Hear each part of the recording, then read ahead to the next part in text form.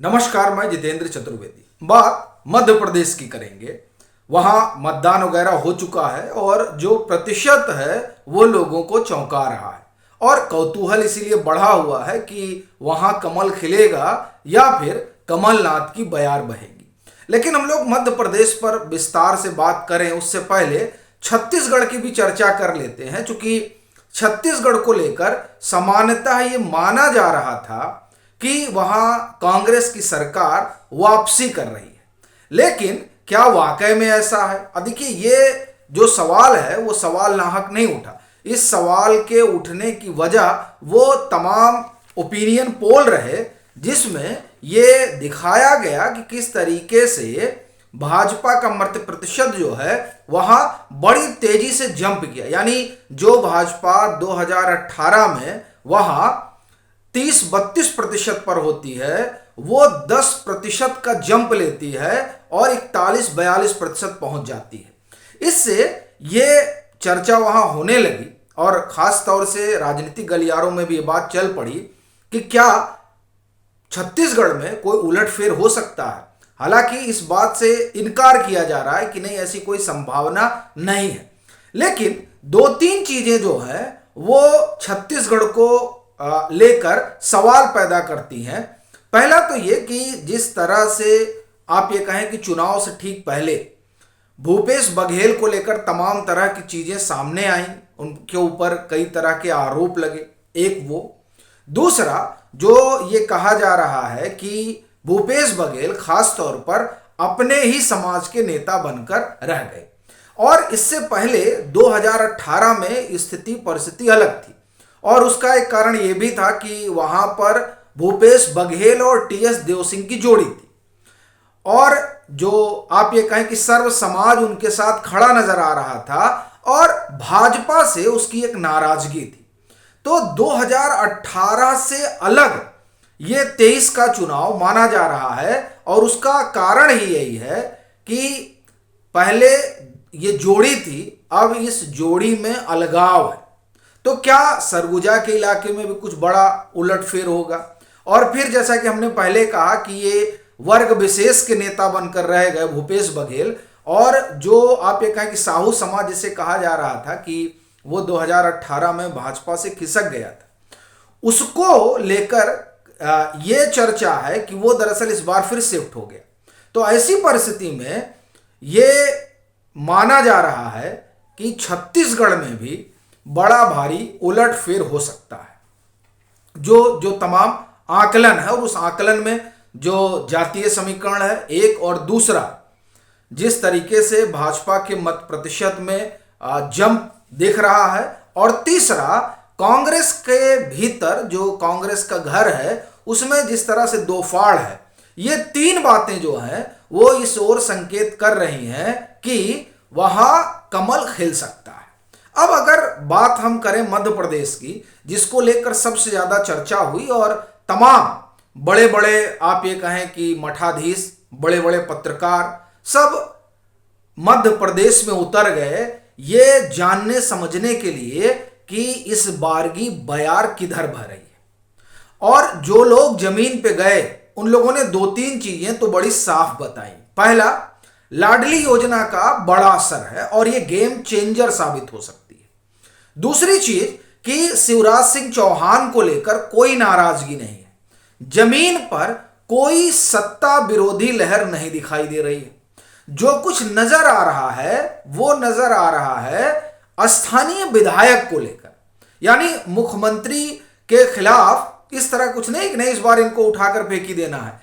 यानी अगर आप 2018 से तुलना करें 2023 की, तो एक ये बुनियादी फर्क नजर आता है। 2018 में जो मतदान हुआ था वो चेंज के लिए हुआ था और 2023 में इस तरह की बात जो है वो जमीन पर नहीं दिख रही है। वो लोग जो जमीन पर उतरे, हाँ, जो लोग जमीन पर नहीं उतरे वो तो ये बता ही रहे थे कि साहब बड़ी भारी सत्ता विरोधी लहर है, लेकिन जो फील्ड में गए वो ये कह रहे हैं कि नहीं ऐसा कुछ नहीं दिख रहा है कि शिवराज सिंह चौहान को लेकर बड़ी नाराजगी हो और सरकार को उलट पलट देना है। नहीं, किस आधार पर कहा जा रहा है कि उलट पलट देना है? देखिए, दो आधार बताए जा रहे हैं। कहा गया कि साहब फटीक फैक्टर है, यानी अब एक ही चेहरा है, ठीक है, उसको लेकर कहा गया कि नहीं इसलिए भी ये लगता है कि वहां फेरबदल हो सकता है। दूसरी जो बड़ी महत्वपूर्ण चीज है वो ये कि कुल 5,60,00,000 के आसपास जो है वहां की अपनी आबादी है। अब इसमें देखिए कि क्या है कि ये जो कुल मतदाता है उसमें 4% वो है जो 18 से आप 31 के बीच में रखिए। ये इनमें जो है नाराजगी है, और ये नाराजगी देखिए अक्रॉस द मध्य प्रदेश दिखाई दी है। बेरोजगारी मसला है, इनके लिए तो सबसे बड़ा मसला बेरोजगारी है, और इस बात को लेकर वो शिवराज सिंह चौहान की सरकार से नाराज है। देखिए ये दो फैक्टर हैं जिसको लेकर ये बताया गया और इस बात को लेकर कहा भी गया कि नहीं वहां पर फेरबदल हो सकता है। अब इसमें आप देखिए कि जो तमाम चीजें हुई, जो तमाम बातें हुई, उसमें पहली चीज तो सत्ता विरोधी लहर नहीं है, ये सभी मान रहे हैं। इसमें फटीक जो कहा जा रहा है कि फटीक, तो अब फटीक को लेकर तो अगर आप तुलना करें शिवराज सिंह चौहान की और कमलनाथ की, तो कमलनाथ से ज्यादा पॉपुलर चेहरा जो है वो शिवराज है। और आप अगर पीछे के चुनाव को भी देखें तो अगर आपके पास चेहरा है और चेहरा पॉपुलर है तो उसकी पॉपुलैरिटी एक मायने रखती है सरकार के लाने में।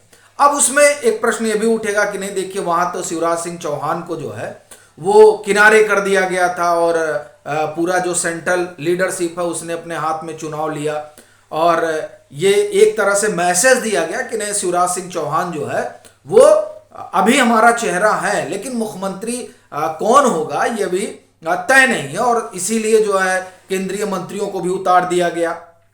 इस तरह की बात हुई, लेकिन बाद के दिनों में आप देखें कि सब कुछ शिवराज सिंह चौहान के हाथ में दे दिया गया। लेकिन फिर भी इसे लेकर एक कारण ये भी उसमें जोड़ा गया कि इसलिए भी कहा गया कि नहीं यहाँ भाजपा की स्थिति खराब है, और फिर कहा गया कि नहीं साहब भाजपा के आप देखिए किस तरह का घमासान है, खरमंडल है। अब सवाल ये उठता है कि ये जो तमाम चीजें बताई जा रही हैं उस लिहाज से क्या माना जाए कि मध्य प्रदेश में कमल खिलेगा या फिर कमलनाथ की बयार चलेगी। अब इसमें जो तमाम चीजें बताई गई उस पर हम लोग मत प्रतिशत से शुरुआत करते हैं और ये जानने समझने की कोशिश करते हैं कि क्या भाजपा की वापसी हो रही है। अगर आप यहां मत प्रतिशत का ट्रेंड देखें, देखिए इस बार कितना हुआ, इस बार वोटिंग हुई 77.16% के आसपास हुई, यानी 2% अधिक हुई है। यह आप ख्याल रखिएगा। 2018 में 2013 की तुलना में 3.5% अधिक वोटिंग हुई थी। और उससे पहले जब आप जाएंगे, और मैं आपको 1990 से ट्रेंड दिखा रहा हूं, 1990 से और 2023 तक आ जाइए, सरकार यहां तब बदली है, यानी मध्य प्रदेश में, जब मत प्रतिशत में वृद्धि जो है वो 3.5-4% से ऊपर रही। यानी अपना कहना है कि अगर 2.5 से 2% के आसपास अगर वृद्धि रही पिछले चुनाव की तुलना में, तो सरकार बदलने की बजाय रिपीट की है और ज्यादा वोटों से रिपीट की है। ये जो आंकड़ा है वो मैं आपको बताता हूं। देखिए 1990 में भाजपा की सरकार थी, मत प्रतिशत कितना था, कितना मतदान हुआ था, 54.2। 1993 में भाजपा की सरकार चली जाती है। अब आप देखिए रामलला की लहर होती है, लेकिन फिर भी सरकार चली जाती है, कांग्रेस की आती है और मत प्रतिशत होता है 60.17, यानी 6% मतदान में वृद्धि होती है 1990 की तुलना में, और इससे सरकार पलट जाती है। अब जब 1998 में चुनाव होता है तब मत प्रतिशत 60 के आसपास ही रहता है, सरकार बनी रहती है। लेकिन जैसे ही 2003 में आप आते हैं, मत प्रतिशत 8% बढ़ जाता है, यानी 60.22 होता है 1998 में, और 2003 में यह हो जाता है 68.25, आ जाती है भाजपा। यानी आप देखिए कि जब सरकार बदली है तो मत प्रतिशत जो है वो 7 से 8% ज्यादा रहा है पिछले चुनाव की तुलना में। ये एक चीज। दूसरी चीज, अब आप आइए कि जब आप 2008 में आएंगे तो आप देखिए 2003 में जो है 67.25 हुआ मत, और 2008 में 69.78 हुआ, यानी दो से 2.5% मत बढ़ा। और इस 2 से 2.5% में भाजपा ही लौट कर आई। फिर आप जब 2013 में आएंगे तब भी मत प्रतिशत में बदलाव 2 से 2.5% का ही रहा। लेकिन जैसे ही आप 2018 में आते हैं 3.5% वोटिंग जो है, जो बढ़ती है, वो सरकार में जो है बदलाव ला देती है और वहां कांग्रेस आ जाती है। थिन मार्जिन से भाजपा पीछे छूट जाती है।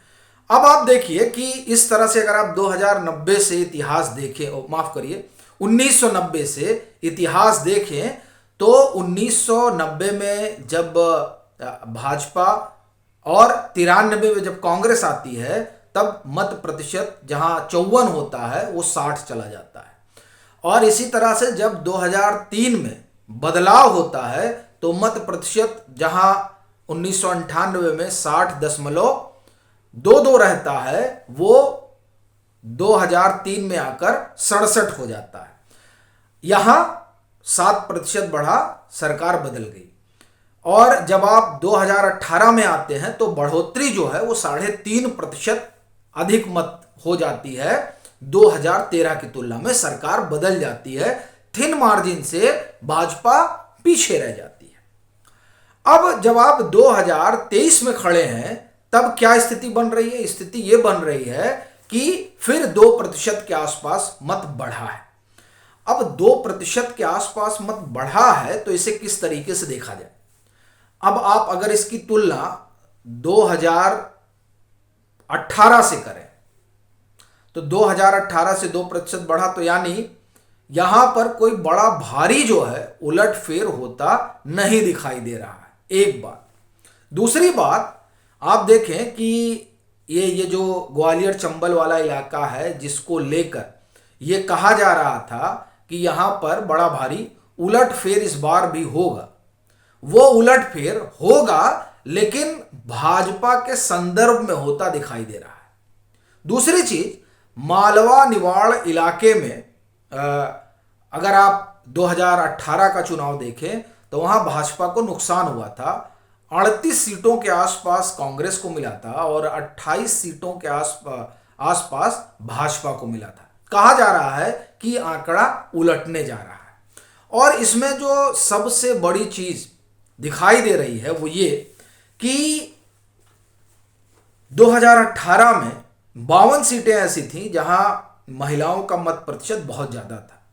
2023 में 100 सीटें ऐसी हैं जहां महिलाओं का मत प्रतिशत बहुत ज्यादा है और की तुलना में।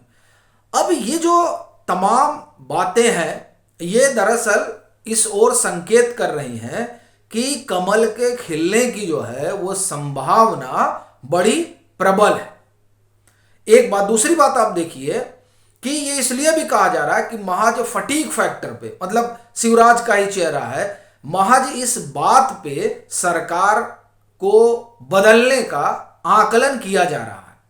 और दूसरा, उसमें एक और जोड़ा जा रहा है कि जो युवा नाराज है, इन दो चीजों को लेकर कहा जा रहा है कि साहब फेरबदल हो जाएगा।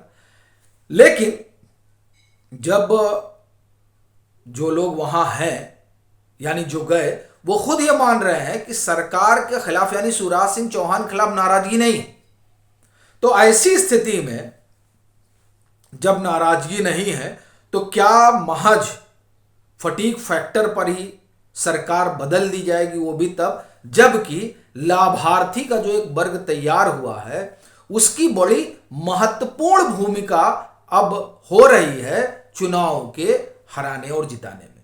तो इसलिए ये ऐसा लग रहा है कि मध्य प्रदेश में भाजपा के लिए स्थिति उतनी खराब तो नहीं है। और वैसे तो कई लोग कह रहे हैं कि नहीं बड़ा मुश्किल है, लेकिन मुझे ऐसा लग रहा है कि वहां भाजपा की जो है वो वापसी हो रही है। बाकी आपकी अपनी क्या राय है ज़रूर साझा करिए। मतांतर से नहीं जुड़े हैं तो जुड़िए, वीडियो को लाइक कीजिए और साझा करना मत भूलिए।